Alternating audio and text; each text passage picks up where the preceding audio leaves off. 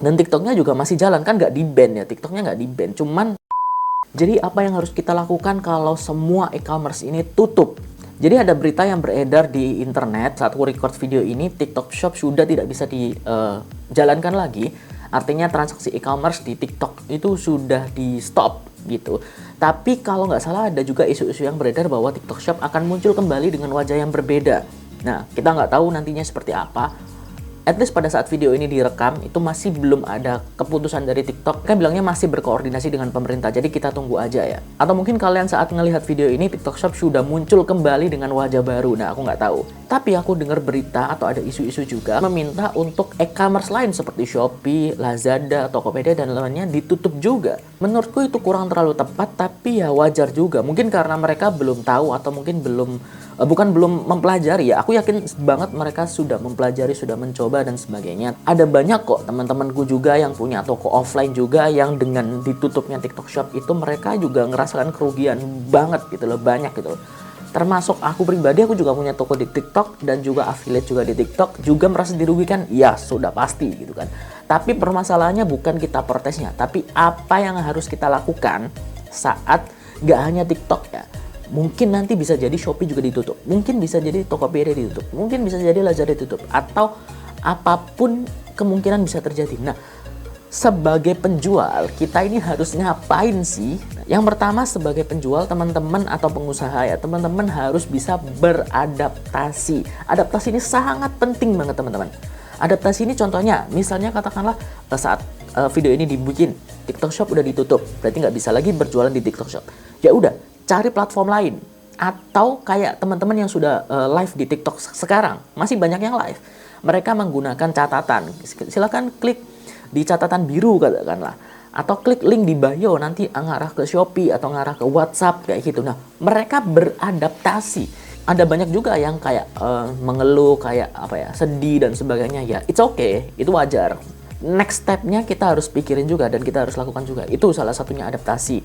Dan juga teman-teman bisa explore ke platform lain. Misalnya dulu cuma live di TikTok doang, ya sekarang live di Shopee katakanlah, live di Tokopedia, live di Lazada. Atau dulu punya cuman promosi di akun TikTok doang, sekarang cobain lah bikin Instagram.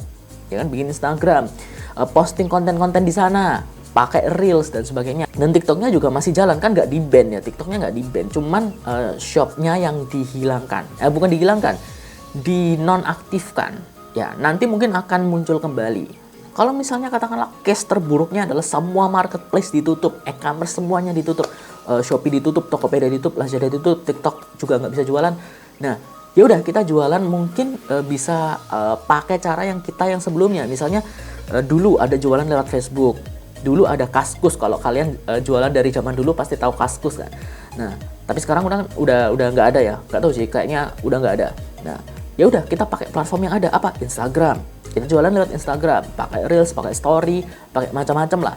Setelah itu bisa pakai Twitter juga, bisa pakai Facebook juga, bisa pakai Threads juga, bisa pakai misalnya bikin website juga, bisa pakai YouTube juga. Banyak kan dari teman-teman yang juga jualan di YouTube gitu. Jadi banyak sekali platform yang bisa kita gunakan untuk jualan. Jadi nggak hanya satu, tapi banyak.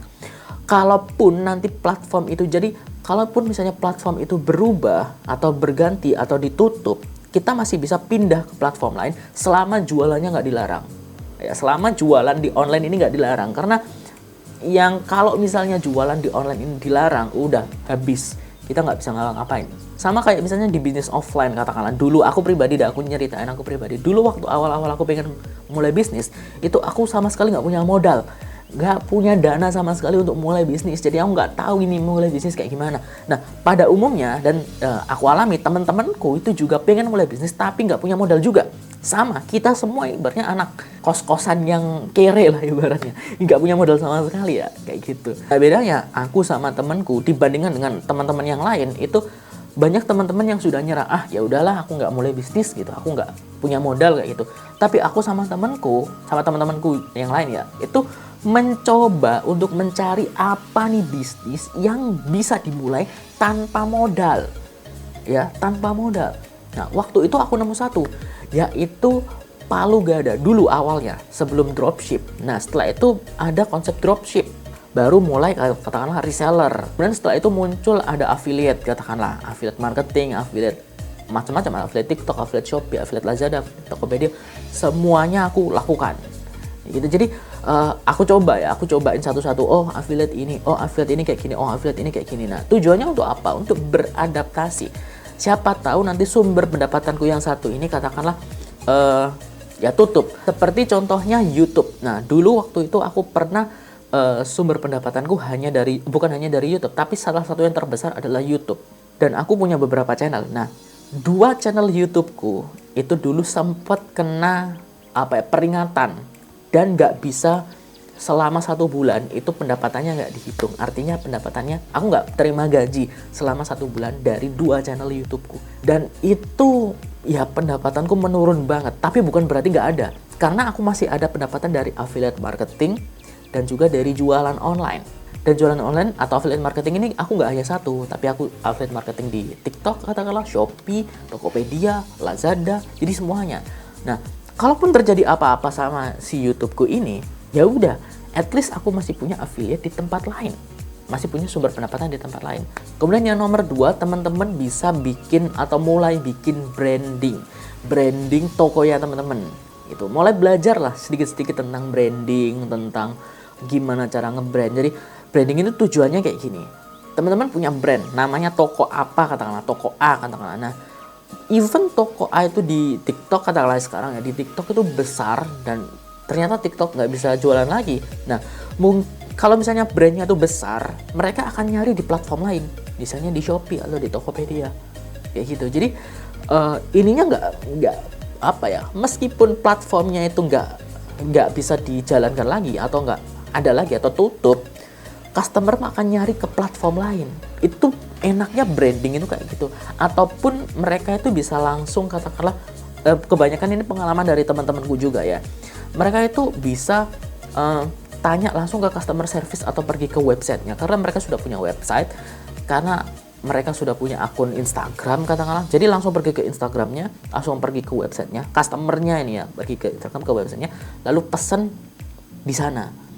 Even mereka nggak pesan lewat TikTok gitu. Jadi pendapatannya bukan berarti pendapatannya tetap sebesar dulu ya. Memang pendapatannya menurun, tapi masih ada gitu, masih ada dari sumber-sumber pendapatan yang lain gitu. Jadi saat TikTok Shop turun, katakanlah pendapatannya bahkan mungkin 0 karena ya sudah nggak bisa diaktifkan lagi, tapi pendapatan yang lain naik seperti order atau pendapatan dari website atau order dari Instagram dan order dari WhatsApp itu naik. Yang dulunya itu orang misalnya nih contohnya langsung beli di TikTok, tapi sekarang orang beralih ordernya lewat WhatsApp, beralih ordernya lewat marketplace lain misalnya Shopee, Tokopedia dan sebagainya, beralih ordernya lewat Instagram, beralih ordernya lewat website gitu. Jadi platform lain naik. Dan itu hanya bisa terjadi kalau misalnya brandingnya kita kuat. Makanya pelajari tentang branding. Kalau teman-teman nggak tahu branding itu apa sih, gimana sih caranya nge-branding, mungkin teman-teman bisa lihat videoku yang di sebelumnya. Cek aja link di description box di bawah. Nanti aku kasih linknya apa pengertiannya branding, cara nge-branding itu kayak gimana. Dan kemudian yang ketiga, teman-teman harus mau belajar, harus mau mulai belajar. Oke, aku cerita sedikit tentang mau belajar ini. Jadi aku sempat datang ke salah satu event yang diadakan oleh pemerintah dulu 2 atau 3 tahun yang lalu. Itu antara Bank Indonesia, kerjasama antara Bank Indonesia, pemerintah daerah kalau nggak salah, waktu di Surabaya, dan juga salah satu marketplace, salah satu e-commerce gitu, aku nggak bisa sebutin. Nah, itu mereka mengadakan suatu event untuk mengajari orang-orang ini atau pengusaha-pengusaha ini untuk berjualan secara online. Ya, untuk jualan online itu kayak gimana? Cara daftarnya gimana? Cara foto produknya gimana? Cara nulis deskripsi, cara nulis hashtag, cara ngasih judul, SEO-nya nanti kayak gimana, itu diajarin semuanya di sana. Dan kita belajar bareng pada waktu itu. Dan di sana aku ketemu dengan banyak sekali orang yang beberapa orang yang mungkin sudah berumur. Aku bisa bilang di atas 60 tahun lah. Ya. Dan mereka itu jujur gaptek. Ya bagi aku yang mungkin pada waktu itu masih anak muda gitu kan, itu kayak mereka nggak ngerti sama sekali gitu loh. Even cara gerakin mouse ya teman-teman ya, cara gerakin mouse gini, mouse ini mereka nggak ngerti caranya. Ini mouse diklik, ngeklik pun kayak gini. Jadi gaptek banget gitu loh. Tapi herannya mereka itu masih mau belajar, padahal mereka itu bos-bos besar loh.